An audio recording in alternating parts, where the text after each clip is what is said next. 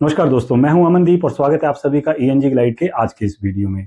आज का ये वीडियो है कॉशियस लैंग्वेज और हैजिंग को लेकर। हैजिंग क्या होती है, कॉशियस लैंग्वेज क्या होती है? हालांकि दोनों सेम ही चीज है। जब भी हम किसी टेक्स्ट की हैजिंग करते हैं या जब भी हम कोई टेक्स्ट लिखते हैं, ऐसे लिखते हैं, पैराग्राफ लिखते हैं, जब भी हम कोई बात भी करते हैं इवन, तब हम बात को करने से पहले दिमाग में सोचते हैं कि क्या जो हम बोल रहे हैं वो सही है या गलत है। अगर वो सही है तो कैसा सही है, मैं क्या बोल रहा हूँ, सामने वाले उसको किस तरीके से समझेगा, इन सारी चीजों का ध्यान रखना पड़ता है। इसके में खास बात यह है कि जब भी हम कुछ लिखते हैं, खासकर जब हम कोई पैराग्राफ लिखते हैं या कोई ऐसे लिखते हैं, तब जो हम आर्गुमेंट बिल्ड करते हैं उसमें हमें इन सारी चीजों का बहुत ध्यान रखना पड़ता है। जो आपकी वर्ड चॉइस है वो आपके मीनिंग को चेंज कर सकती है। तो इसीलिए आपको किसी भी वर्ड को चूज करने से पहले बहुत ध्यान रखना पड़ता है। और जो आप इस तरीके से वर्ड्स को चूज करते हैं और अपने इस तरीके से आप वर्ड को यूज करते हैं कि आप सामने वाले की थिंकिंग को स्पेस देते हैं, उसको भी मौका देते हैं कि वो भी सोच के अपने आर्गुमेंट को बिल्ड कर सके।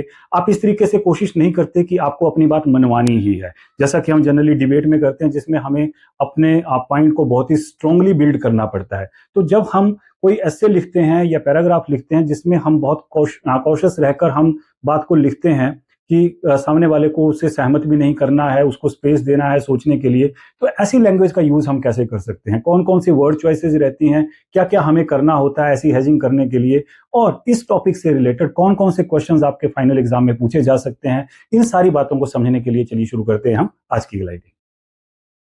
कॉशियस लैंग्वेज या हैजिंग क्या होती है? जब भी हम कोई अपनी बात कहते हैं तो हम अपने आर्गुमेंट को, अपनी बात को बहुत ही स्ट्रांगली या तो पुट करते हैं या थोड़ा वीक तरीके से उसके पुट करते हैं। लेकिन बहुत बार हम ऐसा भी करते हैं कि हम अपनी लैंग्वेज को बहुत ही कॉशियस तरीके से यूज़ करते हैं, ताकि उसमें दोनों ही ऑप्शन जो हैं वो बनी रहें, कि अगर आप कोई उसको स्ट्रॉन्ग तरीके से समझना चाहता है तो वैसे समझ ले, अगर उसे कोई वीकर तरीके से समझना चाहता है तो वैसे समझ ले। जो हमारा क्लेम होता है, हम एकदम से उसे स्ट्रॉन्ग क्लेम ना बनाकर या वीक क्लेम ना बनाकर उसमें थोड़ी सी अनसर्टेनिटी जैसी डाल देते हैं, या हम किसी चीज़ को एग्जैजरेट नहीं करते, बढ़ा चढ़ा कर नहीं बताते, बल्कि हम दूसरे की ओपिनियन के लिए जब स्पेस छोड़ देते हैं, तो ऐसी लैंग्वेज को हम कॉशियस लैंग्वेज कहते हैं। इसे हैजिंग भी कहा जाता है। होता क्या है कि ये सब कैसे पॉसिबल है? ये सब पॉसिबल है वर्ड्स की चॉइस के साथ। जो वर्ड्स की आपकी चॉइस है, उससे आपकी जो लैंग्वेज बनती है, उसका जो इम्पैक्ट रहता है, वो आपके आर्गुमेंट के जो उसके स्ट्रॉन्ग होने या वीक होने के बारे में हमें पता चलता है। ये सब कैसे होता है, इसके बारे में मैंने जो इवैल्यूएटिव एडजेक्टिव्स वाले वीडियो है, उसमें मैंने इसमें बात की हुई है। उसका लिंक आपको नीचे डिस्क्रिप्शन में मिल जाएगा अगर आपने अभी तक नहीं देखा है तो। इसके अलावा आर्गुमेंट को कैसे बिल्ड किया जाता है, कैसे उसके सपोर्टिंग पॉइंट्स होते हैं और कैसे उसमें लैंग्वेज यूज़ की जाती है, उसके बारे में भी एक सेपरेट वीडियो है। उसका लिंक भी आपको नीचे डिस्क्रिप्शन में मिल जाएगा। लेकिन ये कॉशियस लैंग्वेज क्या है? यहाँ कहने का मतलब ये है कि जब लैंग्वेज को इस तरीके से यूज़ किया जाए कि उसमें कोई स्ट्रॉन्ग या वीक वाला पार्ट जो है वो ना दिखाया जाए, बल्कि एक बीच का रास्ता जिसमें बस ये कह लो आपकी 50-50, ना इधर के ना उधर के, इस तरीके की लैंग्वेज यूज़ की जाती है। इससे होता क्या है, जैसे राइटर बहुत ही केयरफुली इसको यूज़ करता है और एक बैलेंस्ड तरीके से अपने विचारों को रखता है। जब भी कोई आर्गुमेंट बिल्ड करना है, अगर आप उसके बिल्कुल फेवर में बात करना चाहते हैं, तो आपको बहुत ही उसको स्ट्रॉन्ग पॉइंट्स के साथ, स्ट्रॉन्ग जो वर्ब्स हैं या स्ट्रॉन्ग जो एडजेक्टिव्स हैं या जो आइडियाज हैं, उनके साथ आपको डील करके वैसे आपको आर्गुमेंट को बिल्ड करना पड़ेगा। लेकिन अगर आप एक बैलेंस्ड अप्रोच देना चाहते हैं, तो आपको अपनी लैंग्वेज के ऊपर कंट्रोल करना पड़ेगा, बहुत ही केयरफुल होना पड़ेगा और ये बहुत ही कॉशियस होना पड़ेगा। जब आप कॉशियस होकर इस तरीके की लैंग्वेज यूज करते हैं तो उसे हम कॉशियस लैंग्वेज कहते हैं। यही हैजिंग है। It is an acceptance that something may not be completely certain. इसका मतलब ये होता है कि जो भी आप लिख रहे हो, जो भी आप आर्गुमेंट बिल्ड कर रहे हो, you are not very much certain about that. आपको उसके बारे में कोई सर्टेनिटी नहीं है, बल्कि आप क्या कर रहे हो, दूसरे के लिए, दूसरे की सोच के लिए उसमें कोई ना कोई स्पेस जो है वहां पर छोड़ रहे हो। ये एकेडमिक राइटिंग में इसका बहुत ज्यादा यूज किया जाता है, और खासकर जो आर्गुमेंटेटिव एसेज हैं, जहां आपने अपना आर्गुमेंट बिल्ड करना होता है, उसमें आपको कॉशियस लैंग्वेज जो है वो यूज करनी पड़ती है कई बार। क्योंकि हो सकता है कि आपको अपने आर्गुमेंट कुछ इस तरीके से पुट करना पड़ जाए कि दूसरा उसके साथ बिल्कुल ही सहमत ना हो, तो एक डिबेट हो सकती है, एक खतरनाक डिबेट भी हो सकती है रादर, जो कि किसी दूसरी तरफ जा सकती है, लड़ाई झगड़े की तरफ जा सकती है। तो इस चीज से बचने के लिए एक कॉशियस लैंग्वेज यूज की जाती है या हैजिंग यूज की जाती है। ये किस तरीके से फॉर्म होती है? सबसे पहले तो कैसे कैसे हैजिंग या कॉशियस लैंग्वेज यूज कैसे की जाती है, कैसे पता चलता है हमें कि ये कॉशियस लैंग्वेज है, हैजिंग है? स्ट्रॉन्ग आर्गुमेंट क्या होता है और स्ट्रॉन्ग आर्गुमेंट के को हम कैसे पहचान सकते हैं, उसके बारे में मैंने जो एडजेक्टिव्स वाला इवैल्यूएट एडजेक्टिव्स वाला जो वीडियो है उसमें बात की हुई है। तो जैसे एक सेंटेंस है, खासकर इसको मॉडल वर्ब्स के साथ यूज किया जाता है, क्योंकि मॉडल वर्ब्स खुद अपने आप में एक अनसर्टेनिटी दिखाती हैं, वो किसी चीज को सर्टेन नहीं करती, बल्कि एक पॉसिबिलिटी दिखाती है। तो जब हम मॉडल वर्ब्स को यूज करते हैं, जैसे ऑनलाइन लर्निंग में इम्प्रूव, सब्जेक्ट परफॉर्मेंस, ये एक सेंटेंस है। अगर यहाँ पे हम मे हटा दें और कह दें कि online learning improves student performance, तो इसका मतलब क्या हो गया कि भाई मैं पूरी तरह से श्योर हूँ कि ऑनलाइन लर्निंग से स्टूडेंट्स की परफॉर्मेंस जो है वो अच्छी तरह से इम्प्रूव होती है। लेकिन अगर मैं मे यूज कर रहा हूं तो इसका मतलब है कि मैं थोड़ी सी उसमें अनसर्टेनिटी दिखा रहा हूं, है ना। ये एक ऐसी हेजिंग है कि सामने वाला इससे सहमत है अगर तब भी ठीक है, अगर नहीं सहमत है तब भी ठीक है। तो ये एक बीच का रास्ता है। जैसे network upgrades might increase system reliability, कि अगर आप नेटवर्क्स को अपग्रेड अपग्रेड करते रहेंगे तो सिस्टम की रिलायबिलिटी के ऊपर उसका उससे जो है वो ज्यादा फर्क पड़ेगा, बढ़ जाएगी। अब बढ़ेगी या नहीं बढ़ेगी ये तो पता चलेगा करने के बाद ही। इसीलिए हमने क्या किया कि माइट वर्ड का यूज कर दिया यहाँ पे, इसे बढ़ भी सकती है।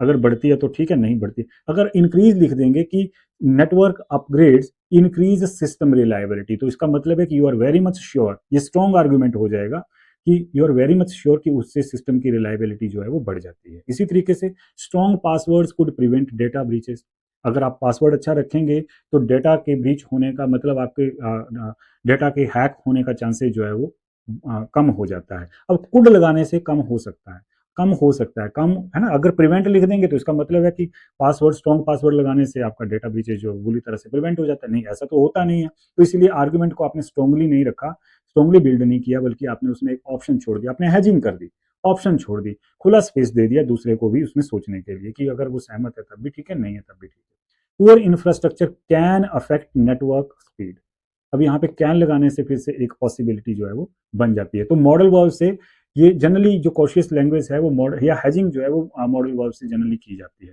Using verbs of uncertainty. और मॉडल वर्ब्स को छोड़कर अगर आप मेन वर्ब्स भी यूज करें तो आप अनसर्टेनिटी वाली वर्ब्स यूज करेंगे। कैसे? जैसे crime rates seem to be declining in urban areas, है ना, crime rates are declining in urban areas. अगर आप इस तरीके से लिखते हैं तो इसका मतलब है कि आप श्योर हैं कि क्राइम रेट्स जो है वो अर्बन एरियाज में डिक्रीज हो रहे हैं। अब सीम टू बी का मतलब है कि ऐसा लगता है।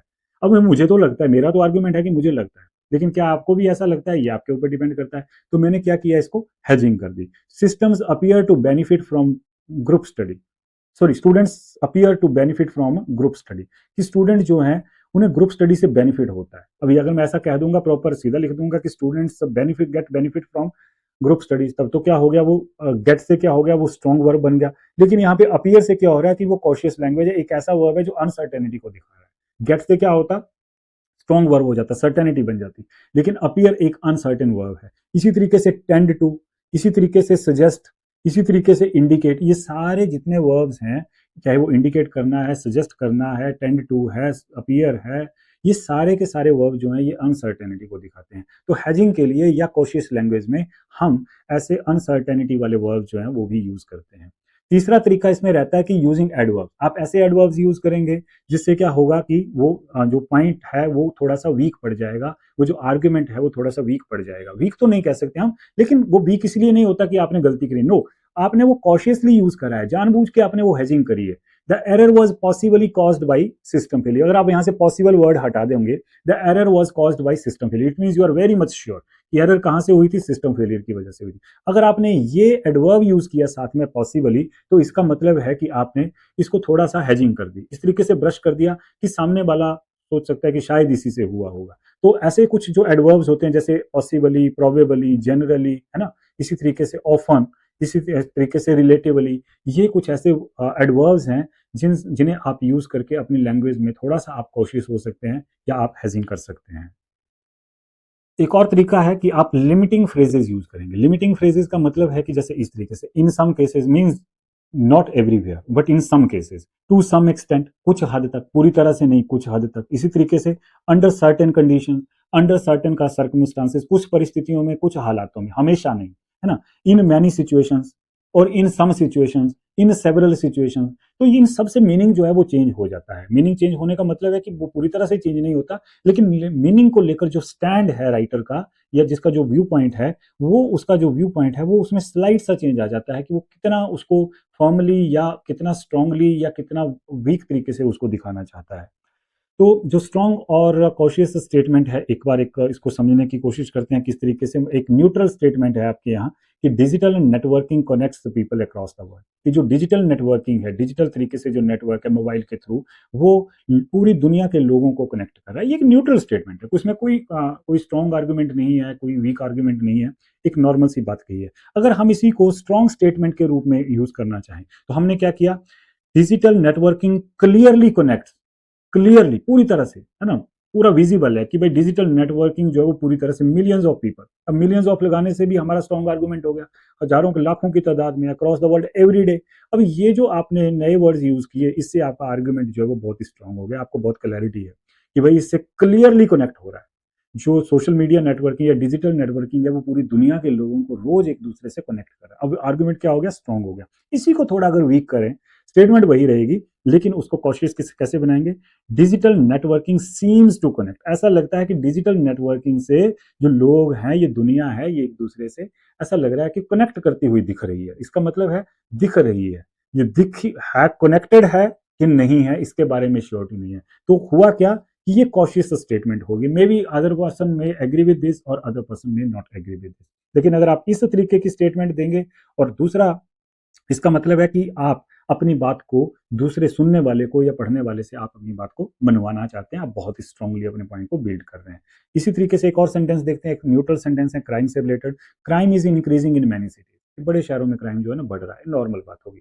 अब तो नॉर्मल सेंटेंस है, लेकिन अगर आप इसमें एक शब्द यूज करते हैं definitely, adverb, crime is definitely increasing in many cities, today लगा दिया, टुडे ना भी लगाए, यहां तक भी रखें अगर इसको, crime is definitely, definitely mean पक्की बात है कि बढ़ रहा है भाई। अब तुम इस बात से सहमत हो चाहे ना हो, मैं तो पूरा आर्गुमेंट दे रहा हूँ उसमें। तो ये क्या हो गया, एक स्ट्रॉन्ग आर्गुमेंट हो गया, स्ट्रॉन्ग स्टेटमेंट हो गई। इसी तरीके से कॉशियस स्टेटमेंट देखें, crime appears to be increasing, ऐसा लगता है कि बढ़ रहा है। भाई मुझे तो लगता है ये कॉशियस स्टेटमेंट है, हो सकता है तुम्हें ना लगे तो कोई बात नहीं। तो मैं इसको स्ट्रांगली पुट नहीं कर रहा हूं, लेकिन मुझे, मेरी ये जजमेंट है, मेरी ये ओपिनियन है, तो मेरी ये इवेल्युएशन है। जिस तरीके से मैंने इवेल्युएटिव एडजेक्टिव्स वाले वीडियो में बात करी थी, बिल्कुल उसी तरीके से यहाँ भी मेरी इवेल्युएशन है, मुझे ऐसा लगता है, राइट। तो इस तरीके से आप कॉशियसली स्टेटमेंट को यूज कर सकते हैं। एक और सेंटेंस के थ्रू देखते हैं, education contributes to national progress. अब education contributes to national progress, ये चलो ठीक है, नॉर्मल बात है, रूटीन की बात है। लेकिन अगर मैं इसी चीज, education plays a significant role in national progress, education बड़ा जबरदस्त रोल प्ले करती है, मेन रोल प्ले करती है, जबरदस्त रोल प्ले करती है। इसका मतलब है कि मैं इस बात से पूरी तरह से सहमत हूं, और मैं अपनी बात जो रख रहा हूं, मुझे इस बारे में कोई भी शंका, दुविधा या किसी तरीके का डाउट जो है वो नहीं है।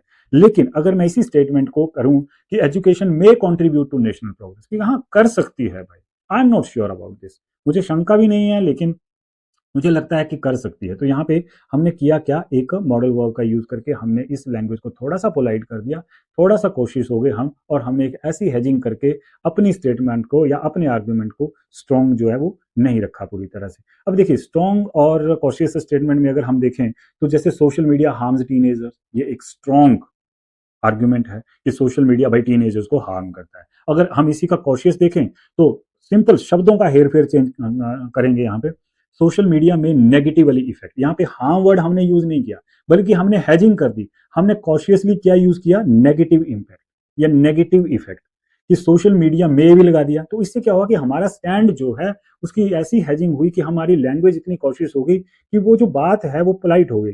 सोशल मीडिया में नेगेटिवली इम्पैक्ट और नेगेटिवली अफेक्ट सम टीनेजर्स। अब ये बात पूरी स्ट्रॉन्ग नहीं, हम स्ट्रांगली नहीं कह रहे हैं। इसी तरीके से एक स्ट्रॉन्ग आर्गुमेंट हो सकता है, टेक्नोलॉजी डिस्ट्रॉयज प्रिवेसी, कि टेक्नोलॉजी जो है ना वो लोगों की प्रिवेसी को पूरी तरह से खत्म कर देती है। लेकिन इसी चीज को अगर हम दूसरे तरीके से कहें, तो पूरा स्ट्रॉन्ग आर्गुमेंट है, लेकिन टेक्नोलॉजी कैन रिड्यूस, अब हमने क्या किया, डिस्ट्रॉय वर्ड यूज नहीं किया, बल्कि क्या किया, रिड्यूस वर्ड यूज किया। भाई खत्म नहीं करती, कम कर देती है, और ये भी कर सकती है, और ज्यादा डाइल्यूट कर दिया हमने, और ज्यादा हैचिंग कर दी हमने। It can dilute privacy in certain context, पूरा भी नहीं, सारी दुनिया की बात नहीं करी, कुछ कॉन्टेक्स्ट में, राइट। तो ये जो टर्मिनोलॉजी यूज हुई, ये जो शब्द यूज हुए यहाँ यहाँ यहाँ, कुछ चेंज करके, कुछ नए, कुछ मॉडल्स के साथ, इससे क्या हो रहा है, इससे हमारी लैंग्वेज जो है वो कॉशियस लैंग्वेज हो रही है। जैसे प्रिजन स्टॉप्स क्राइम, जेल जो है वो क्राइम को रोकती है। लेकिन अगर हम इसे कॉशियस तरीके से बोलें कि भाई रोकती है, इसका मतलब सबको जेल में डाल दो अगर क्राइम को रोकना है तो। लेकिन यहां हमने किया, प्रिजन में reduce some types of crime. देखो सारे क्राइम नहीं रुकते भाई प्रिजन से, लेकिन कुछ को वो रिड्यूस कर सकती है। तो ये हमारी एक कॉशियस स्टेटमेंट है। हमें कॉशियस स्टेटमेंट की ज़रूरत पड़ती है जब भी हम कोई आर्गुमेंट को बिल्ड करते हैं या जब भी कोई हम ऐसे लिखते हैं, तो हमें बहुत सारी चीज़ों में कॉशियस रहना पड़ता है। कुछ आर्गुमेंट्स को हमने बहुत स्ट्रांगली बिल्ड करना होता है, कुछ को क्योंकि हमने जब क्रिटिसाइज़ करना होता है तो हमें बहुत स्ट्रांगली अपना पॉइंट रखना पड़ता है, लेकिन बहुत सारे केसेस में हमें बीच का रास्ता निकालना होता है। तो हमें अपनी लैंग्वेज की तरफ बहुत ध्यान देना होता है, और ये ध्यान अगर हम नहीं देते हैं तो हमारा जो आर्गुमेंट है, जो हमने सोच रखा होता है, वो बिल्कुल अलग हो जाता है। जो हम कहना चाहते हैं वो हम कहते कुछ हैं तो उसका मीनिंग कुछ और निकल कर आ जाता है। तो इसके बारे में अगर आप और एक्सरसाइज करना चाहते हैं, डिटेल्ड जो सॉल्व्ड एक्सरसाइजेज हैं वो आपको हमारे टेलीग्राम चैनल के थ्रू मिल जाएंगे, और टेलीग्राम चैनल का लिंक आपको नीचे डिस्क्रिप्शन में मिल जाएगा। तो आज के वीडियो में बस इतना ही। मिलते हैं नेक्स्ट वीडियो में, तब तक के लिए थैंक यू वेरी मच।